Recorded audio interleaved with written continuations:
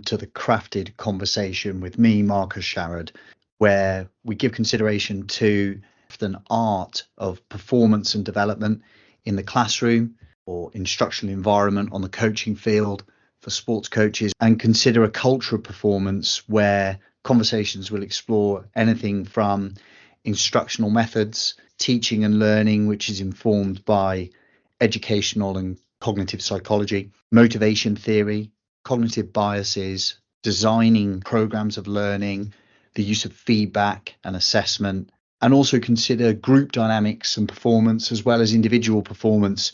None of this can be explored without the lens of identity and storytelling and generating a sense of belonging within the cultural performance in which we exist. So, without further ado, we continue with today's crafted conversation.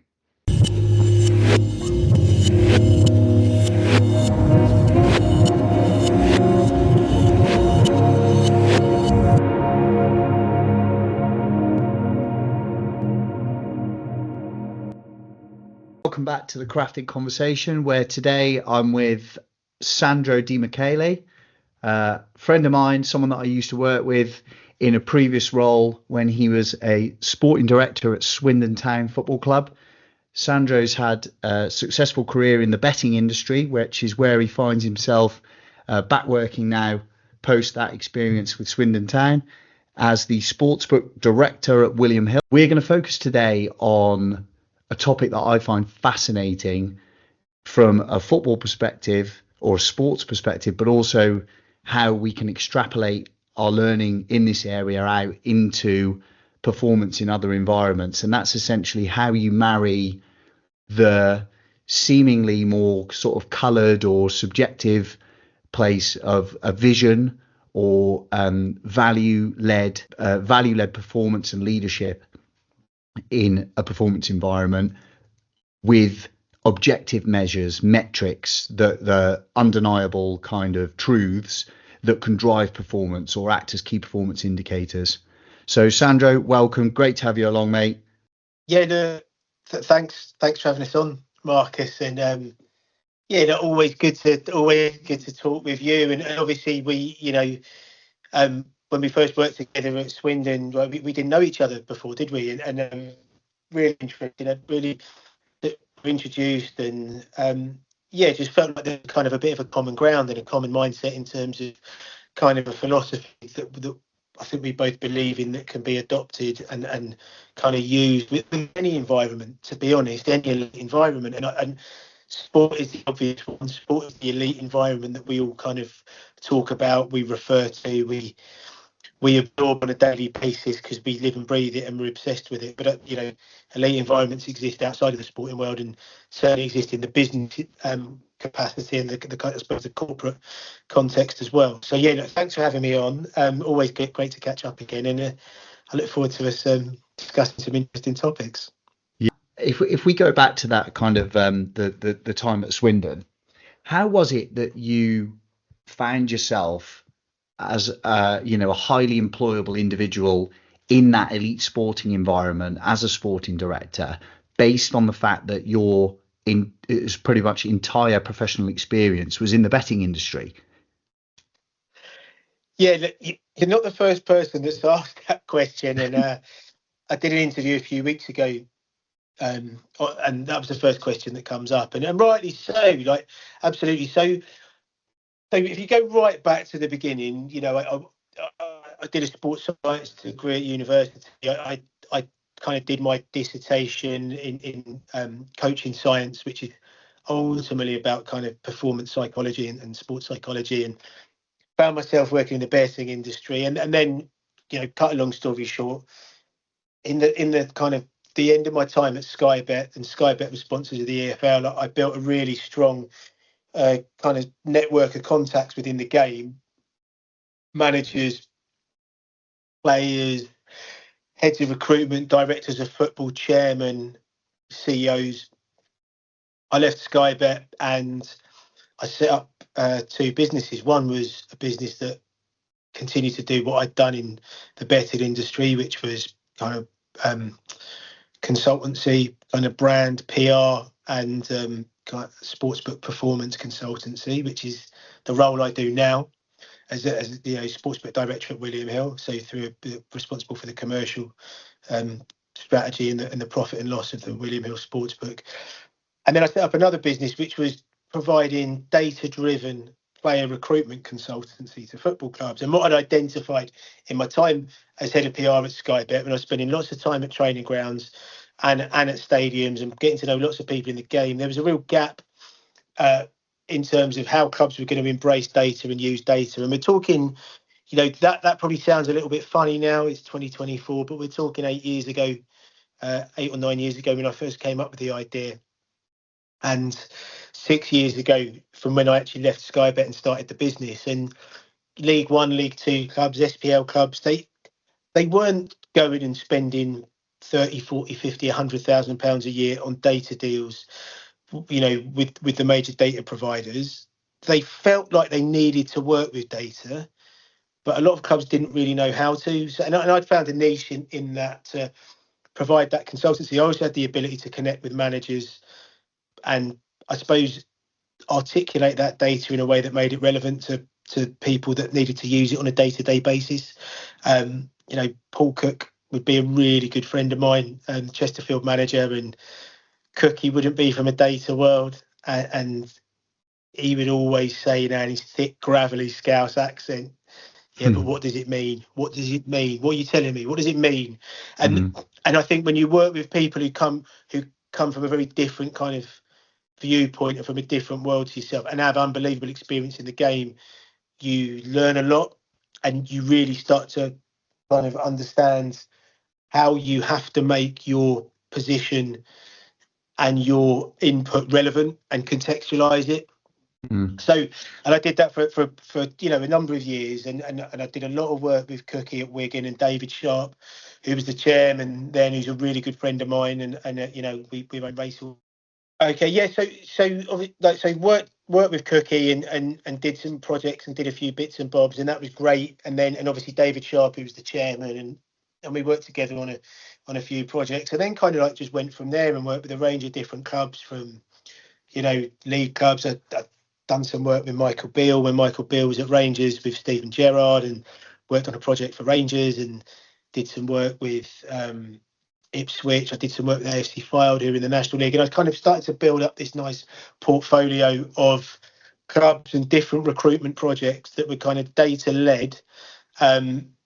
But ultimately, you're in the training ground and you're at the club every day, and not only are you presenting to the head coach and the recruitment analyst and working with them, you're also presenting to the chairman and you're presenting to the CEO, and you're delivering on their requests and their demands, and all the time you're trying to allow the data just to give you evidence to arrive at smarter decisions. But as is always the case, data is only a small part of it, and what the data does do is it allows clubs with small budgets to filter efficiently. That then brought me to the point where I ended up doing some consultancy for Swindon. I had a couple of, a mutual friend who was involved with the club who I'd known for a long time through the betting industry, and I went in there and I did a piece of consultancy for them. At the same time, they parted ways with their sporting director, and they asked me if I'd be interested in applying for the role, and that was it. And then I took the role, and it was an opportunity that I was really enthused about, really excited about. It was a role that I'd kind of been wanting and looking to get into, probably after 3 or 4 years of doing consultancy. So that's kind of quite a long-winded way of getting to your answer, Marcus, but that's kind of how I went from the betting industry into a job as a sporting director at a League Two club. And I think on the face of it, people go, well, that he's gone from betting to football. That doesn't make sense. But it was quite a long kind of progression and a lot of work to get there. Yeah. And for the sake, if I sort of summarise, I mean, I've seen your work firsthand. Obviously in that time at Swindon when we did work together, and to kind of summarize for listeners, when you say data and we're talking about recruitment, we're literally talking about the kind of metrics that help ascertain players' abilities, and I suppose in a modern game, how certain players that are out there in the market would fit into a playing philosophy. Is that a fair summary? Yeah, completely. Like surmised really well. It was look, the first thing I had to do when I went into the club was the owner said to me, "I want you to shape a football strategy for us as a football club." So, okay, great. So the first thing you do is, well, what does success look like for you? You know, most people say, well, we want to get promoted. Okay. So you go, okay, well, statistically, if you want to get promoted, you need to have a budget that's in the top 8 or the top 6. And that wasn't the case at Swindon. So you go, okay, so what do we need to do to get a budget that's kind of a top 6 or top 8 club? Or you've got to go and generate revenue elsewhere. That was probably largely going to come from player sales. Okay, so then you start getting into the detail of, okay, so we want to create a kind of a model and a strategy that is about developing talent and trying to find undervalued players and then create a platform and an environment to improve them and sell them on for resale benefit. So then you start getting into then I think you start shaping what your playing philosophy and your playing style should look like. Because I think, well, I know that your playing style and your playing philosophy and your game model has to be aligned with what your kind of overall football strategy is of the football club. You know, if you go and employ Steve Evans, you are probably going to be after your strategy is probably slightly different. So that's either you want to go and get results and you want to get promoted out the division, in which case Steve will do that for you, given he's given an appropriate budget, or you go, we don't have a budget, we're just have to sign sort of experienced League Two footballers, which means we'll play a certain style of football. We were very much of the approach that we wanted to play a certain style of football, which was possession based, and it was about developing footballers, because we knew if we could develop footballers like that out of League Two, and the data told us that players that are technically proficient have a much greater chance of being sold out of the division for good resale value, then we have to play that style of football. So then you have to go and recruit players that fit that style, that generally a lot of them come out of Cat 1 academies. And then you need to then go and find a head coach who's on board with playing that style of football and ideally has background in player development. And then it kind of all starts to come together. And then you use your data to identify talent that plays football in the style that you want your club to play. So it kind of all pieces together like a big jigsaw puzzle. And I think you know, many people's perception, whether you're a football fan or you know how much of a football fan you are, or whether you're not at all, would be in listening to your response there. That's an incredible amount of detail that goes into what is essentially forming a squad of individuals to play the game. And I think for context, you know, in the lower league environment, there are so many players out there that to do that work is a gigantic task to go and locate those individuals. And I wonder, like, where's the tipping point between, and we could maybe think about this through the lens of different performance environments, be it the corporate world like you're in now, or be it kind of the, I don't know, an education world where I am. Where's the balance between the metrics that are your sort of performance indicators, your outcomes, and the value piece, the sort of the connecting with people and creating environments? You know, where do you see the balance in those two things? Yeah, so it's a really good question. The two have to, like, stating the obvious here, Marcus, but the two have to go hand in hand, don't they? The culture piece is the much harder one, and the environment is the much harder one to get right than I would argue, than going and identifying the talent. Like, identifying the talent is, and the easiest part of identifying the talent, I would argue, is through the data.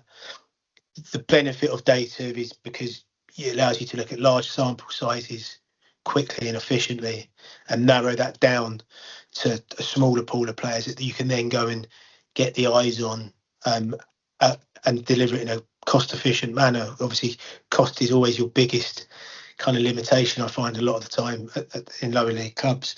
Getting the culture and the environment right is the biggest challenge, and that's for multiple reasons. And I think that challenge isn't unique to lower league clubs or non-league clubs, because we've seen the same challenges with culture at the highest level, haven't we? I think you and I could probably, and the listeners could reel off 3 or 4 clubs right at the pinnacle of English football, world football, that have got the worst cultures, some of the worst cultures we've seen in elite sport for a long time. So, but how you marry the two, I think it has to come from the top down within an organisation. I think some coaches have the ability to create a really strong culture within a kind of an underperforming kind of organisation.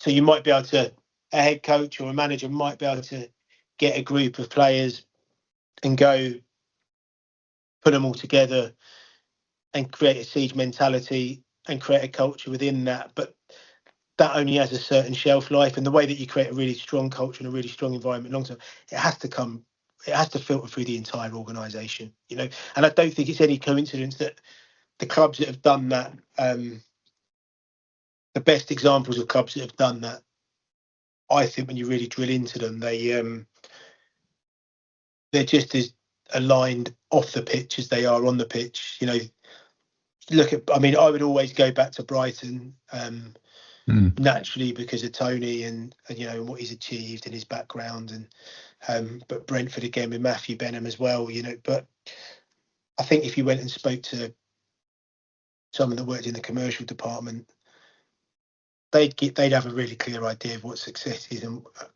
what it means to what the vision is of the club and what it means to work in the football club, and as it would if you went and asked, you know, the under-23s coach, for example. Do you know what I mean? Like, or you know, Andrew Crofts or someone like, you know, people like that within, you know, it's I think, and that culture, that I think that has to be driven. I think it's kind of comes from the top down. I think everybody owns the culture and everybody owns has the responsibility to deliver on a strong culture. But I do think it kind of has to be set by the people at the top of the organisation, because, and trust me, because I've tried it, you know, you've seen it. I've tried to change the culture. It's very, very difficult if you're not all pulling in the same direction. And ultimately, that means understanding it and understanding what it means. A short pause in today's crafted conversation to talk a little bit about Keynote Educational,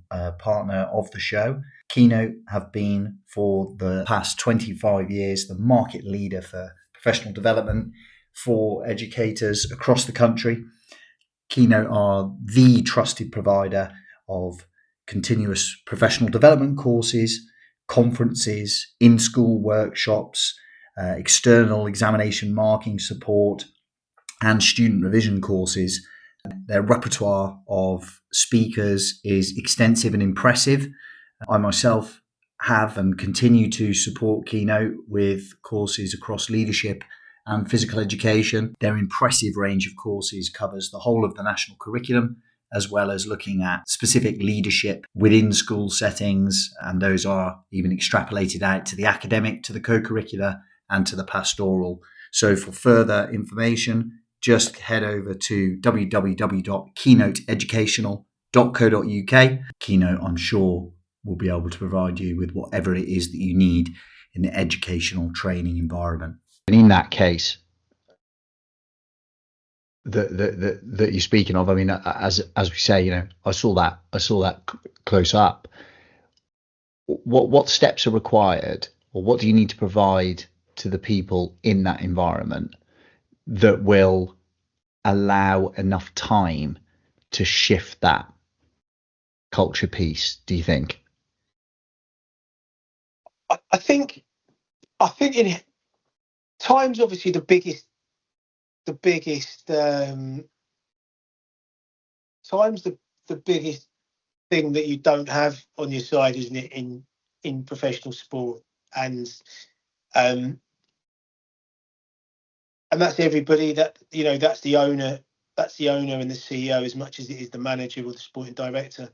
So, do you know what as well, Sandro? I think I'd interrupt you there and say that time, you actually, in any environment, if people are looking at you, and time, you haven't got a lot of time to develop the identity around your performance, the kind of the narrative that goes with your performance, because when you go into a role, new into an organization or new into a culture, then eyes are on you, aren't they? People are making first impressions and deciding on where you fit, how you are going to either enable their sense of safety or actually challenge it in the position that they're in.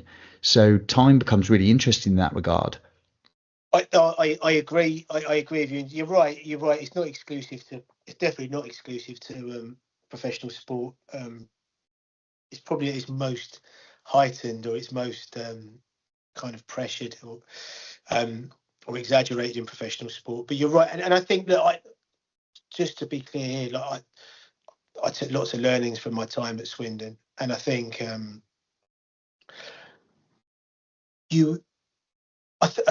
it's like any organisation, right? You have to give confidence to the key decision makers, and the way you give confidence is you're delivering on what their needs are and what success is for them.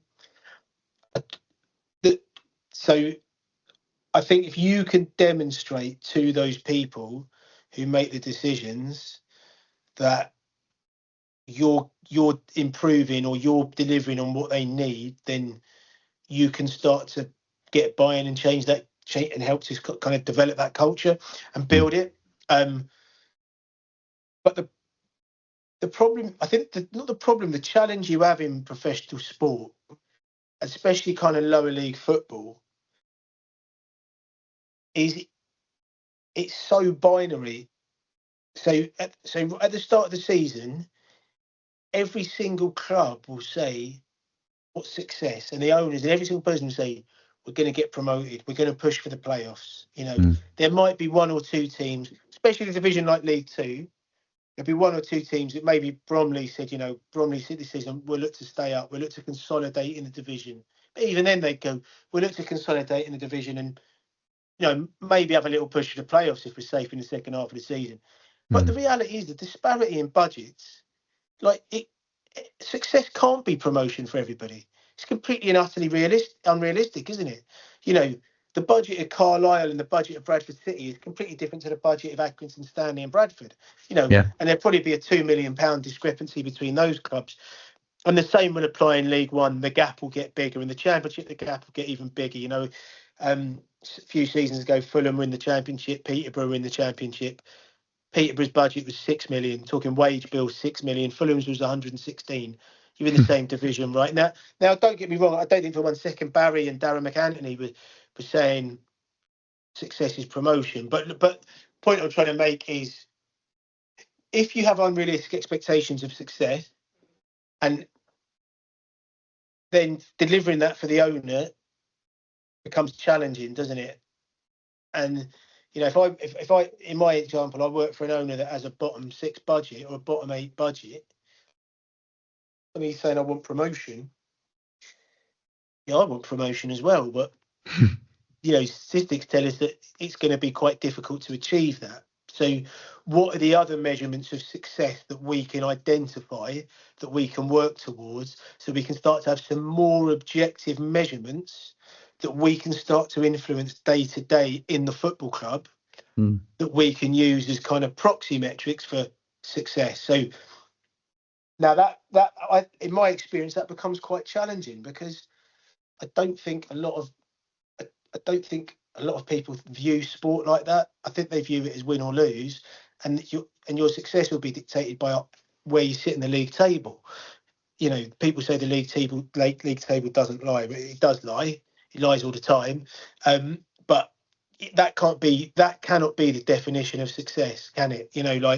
And if you want to take it to its extremes, the Premier League's a great example of that. That it'd be unrealistic to expect Luton to have finished, to compete with Man City, because the resources available to both clubs are different. Well, exactly the same applies in League Two, as it does in every other division. So I don't say like, but owners and fans don't view it like that. And now, so like, as I do sort of go off on a tangent a little bit, Marcus. So that, but if I can, where you want to get to, say with an owner, well, okay, we believe in developing talent. So would one metric be we'll define success on what we generate in player sales in the next 12 months? And then we go, okay, well, to generate player sales, we know that's probably going to come from, in some instances, slightly younger players. Again, the data told us, it was invest at the top end of the pitch. It was players aged between 23 and 25 years old at the greatest resale values. So you go, okay, can we start to create a profile of squad that statistically gives us the best chance of resale values? And then what are the metrics around that we need to kind of deliver that could be proxy metrics of success? So is that the percentage of minutes played by players under 23, for example, because we're getting league minutes into them, we're developing them as players, we're also showcasing them, and we know we're giving them a greater chance of being moved on to bigger club. Those are some of the other metrics you need, I believe, to then start to drive objective metrics around success. That then I think you start culturally, you start to change the goals and the motives. So you start to become more process based as opposed to outcome based. And that's when you start to achieve greater success, because in a low scoring game where variance and the kind of randomness plays a massive factor, we can't purely kind of measure success on the result we get on a Saturday at 3 p.m. because that's too binary a view of the world, isn't it? Unless every team has exactly the same playing budget at the start of the season, but I'm getting into quite theoretical ways of thinking, and the ability to communicate that and articulate that with owners and with boards is a challenge. And then throw into the mix a load of disgruntled fans, especially at a club like Swindon, who have been in the Premier League and have been operated a lot of their time in the Championship, or the old Division 2 as it was, and League One. Like that becomes that you need to have a really strong, coherent communication strategy to the fan base to start to explain that and articulate that, and you need to do that in quite a clever way, in a way that doesn't make people and fans switch off. So it's a real it's a real challenge. It is a real challenge, and unfortunately, people buy football clubs for ego, Marcus. And they want to be liked. So it's easy to say to fans, "We're going to get promoted," because that's what they want to hear, even if you don't have the resources to do it. If eventually you keep saying things like that and you don't deliver, then you need to find other people to kind of take the fall, try and hold accountable for that failure. Yeah, it's funny as you're talking about that binary aspect. I'm kind of thinking about the different lenses you can put on that, and how we can, how we can take this learning and apply it to different performance environments. And if you take school, where I am as one, then you'd say your binary aspect is what was your final grade at the end of the upper sixth when you want to go off to university. And yet this is one of the biggest challenges I think that we face in that kind in a world that is quite driven by outcome over process. You mentioned the word process. That actually, how does that letter at the end of that schooling period define you? It doesn't define you in any way as a human being. What type of person are you? And I think that the young players resale value piece, you and I know very well, because we know football, that one of the key things that clubs higher up will be looking at that 23-year-old is not just how they're performing, what their kind of data looks like, but also what are they like as a human being? How reliable are they, that they're going to come in and be humble in an environment that is bigger than them? And I wonder how accountable we are, how long it takes, how many of those quick wins that you, I'm sure, would admit you were close to getting and didn't quite manage enough of at Swindon. How many of those kind of quick wins do you need to buy the time to start to focus on developing people generally rather than just as data points?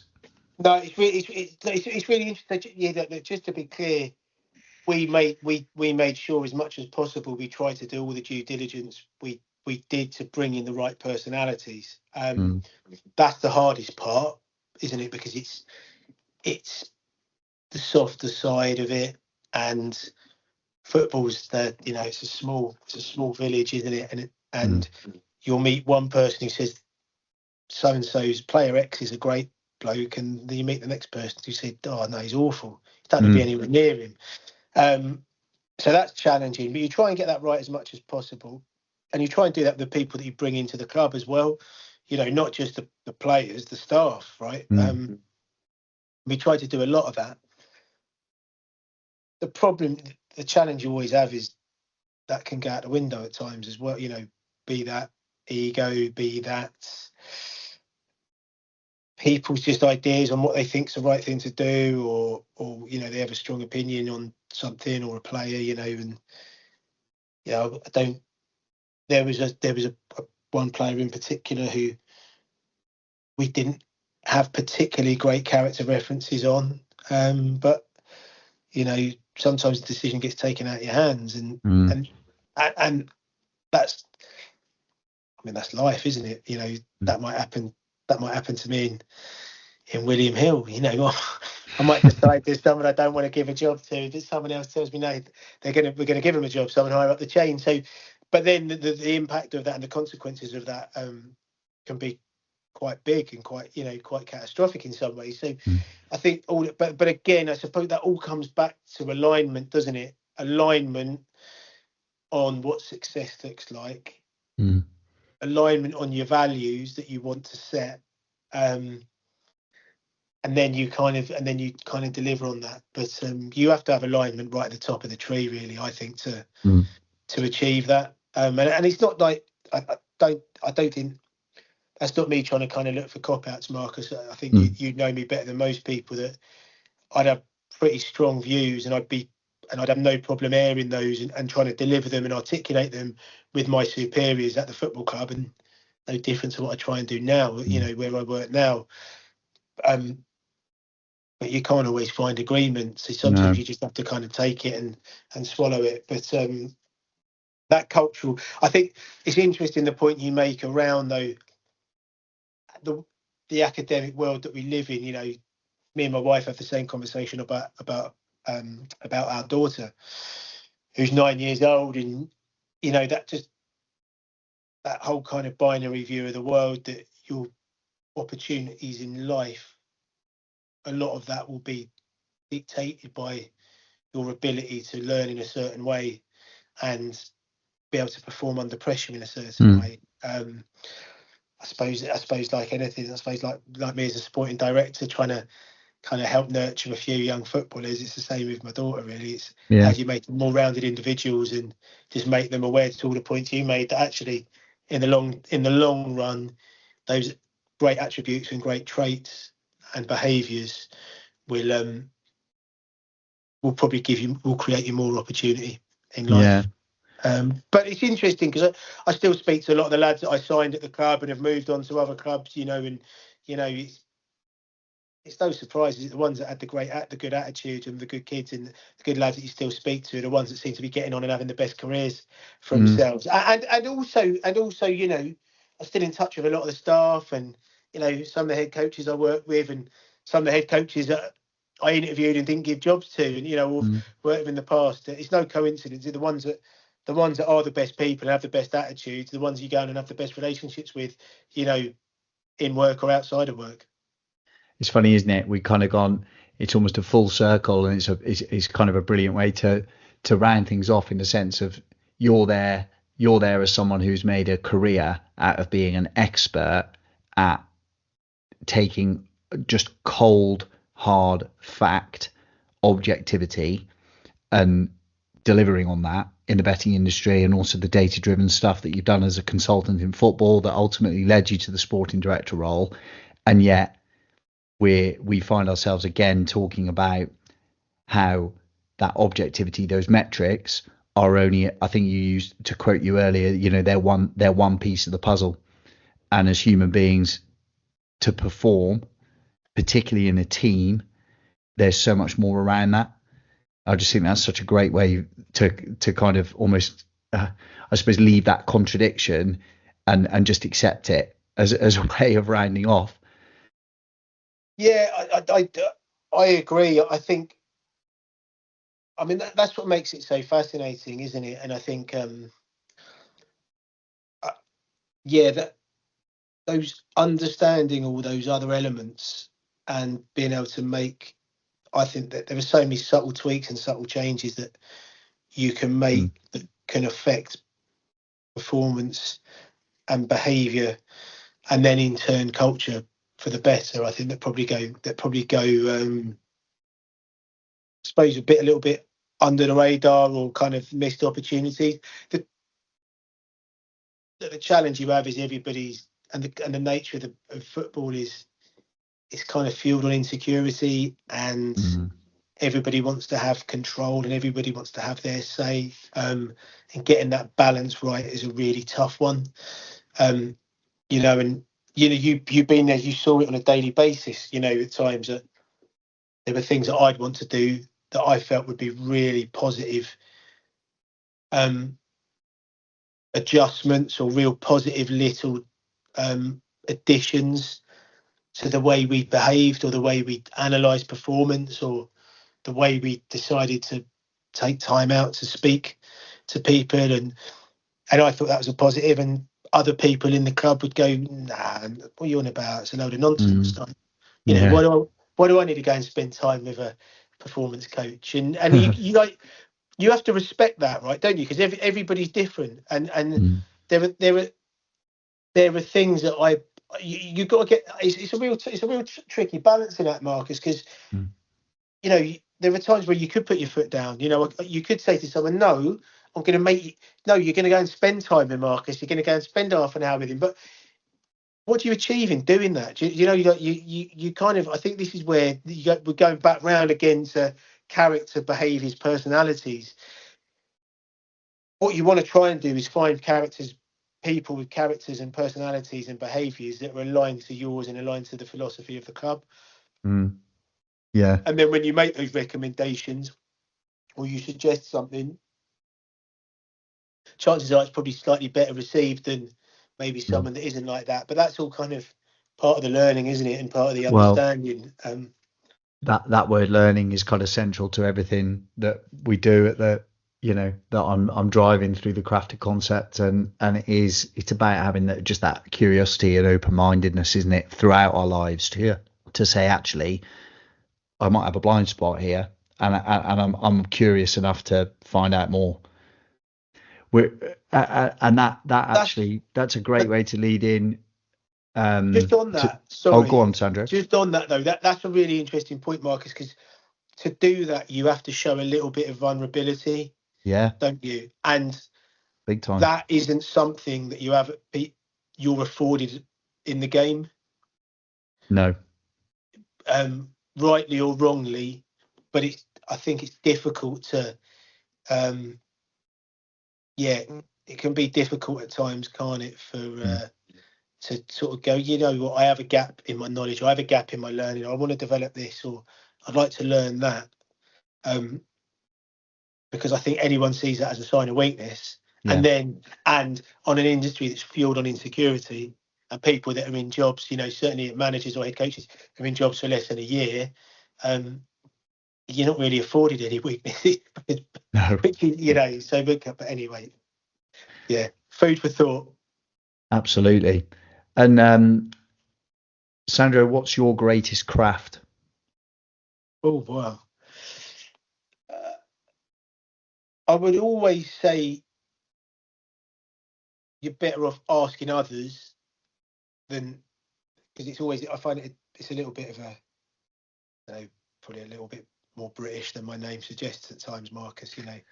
But I would genuinely, I would say my ability to build connections with people and bring people on a journey with me.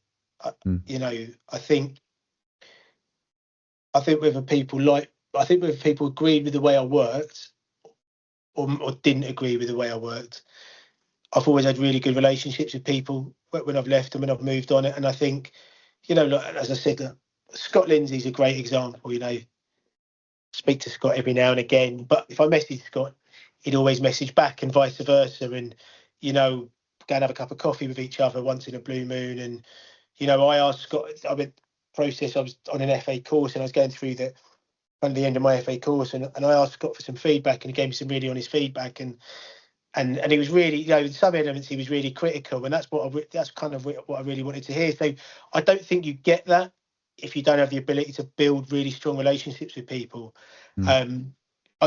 Show people who you are as a person, you know, be a bit vulnerable and open yourself up. You know, I wasn't just some bloke doing a job in a football club who was like soulless and dead behind the eyes. You know, I'm a real human being. I have a family, I have a personality, you know, and I think you have to show that and give that to people. And I think, you know, I'd have disagreed with people in a professional capacity on a daily basis. We all do, don't we? But I think I would say my ability to connect with people and bring people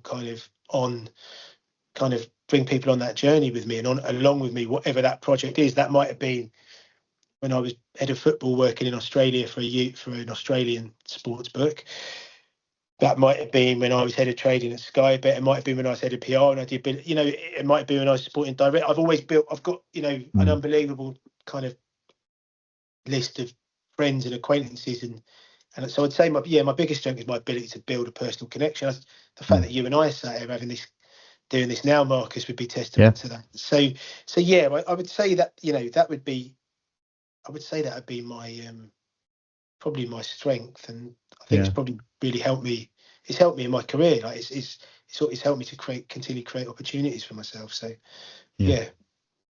Well, again, we come back to that. You know, you're talking about an individual who's had a very successful career in a business that operates on statistics, and yet we're talking about the greatest thing that you've been able to craft out of your own performance is the softer skill, the connection, the being able to maintain and build relationships.